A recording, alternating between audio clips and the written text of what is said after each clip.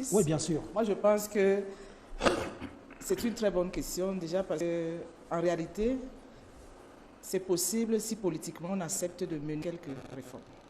Si on a beau discuter techniquement comme on le fait là, si politiquement ce n'est pas un vœu, ce ne sera pas fait. Deuxièmement, ça peut être difficile parce que ça peut engager une régulation juridique. Parce qu'il faut dire qu'il y a les droits acquis, vous allez faire comment? Ce n'est pas sur la base d'un discours comme on le fait là, qu'on va prendre une décision, mais c'est possible.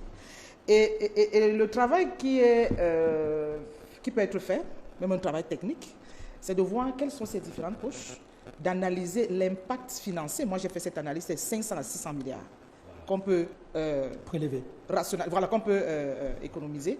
Et si on a cette volonté politique, on peut le faire. Je prends un exemple sur l'inflation institutionnelle. Chaque structure a un budget. Regardez les montants de ces budgets. Je n'ai pas envie de stigmatiser qui que ce soit, mais c'est en centaines de millions. Maintenant, s'il faut rationaliser, vous allez vous rendre compte que c'est un choix politique. On va supprimer les structures, mais ce choix politique, de point de vue, semble avoir été fait, mais reste lâche.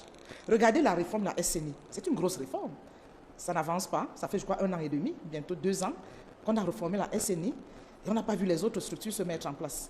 Donc, on a comme l'impression, effectivement, qu'il y a quelques intuitions qui sont là, mais qui n'avancent pas plus que ça. Donc, moi, je pense que...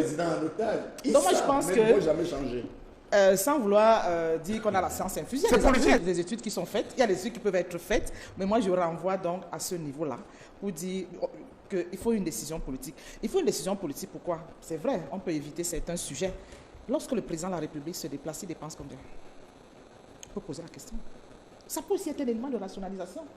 Les États ont fait l'objet d'un gros débat et le Premier ministre, à un moment donné, avait pris un certain nombre de décisions. Et je vous assure, regardez les frais dans le bien. Mission et autres, c'est 100 milliards pour toutes les administrations.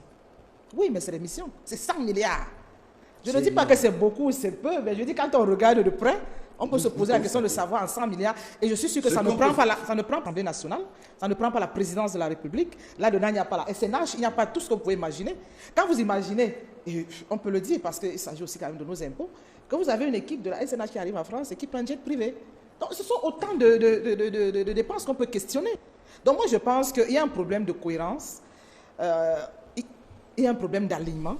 Il y a un problème de train de vie de l'État. Moi, je reste convaincu. Et pour revenir aux éléments essentiellement microéconomiques, pour le budget de 2026, je vous assure, si on rationalise, on a 600 milliards qu'on peut réinjecter dans la santé, dans l'éducation et autres, et dans la recherche. C'est aussi l'occasion de dire aux gens qu'il y a des études qui sont menées, même si au niveau de la recherche, on ne peut pas développer un pays sans recherche. Vous parlez de l'industrie, je suis d'accord. Derrière l'industrie, il y a l'innovation. On fait les innovations, ce n'est pas dans les universités, c'est dans les grands centres. Donc moi, je pense que on ne peut pas continuer à gérer à la petite semaine. C'est-à-dire qu'on a des ressources fiscales qu'on redistribue.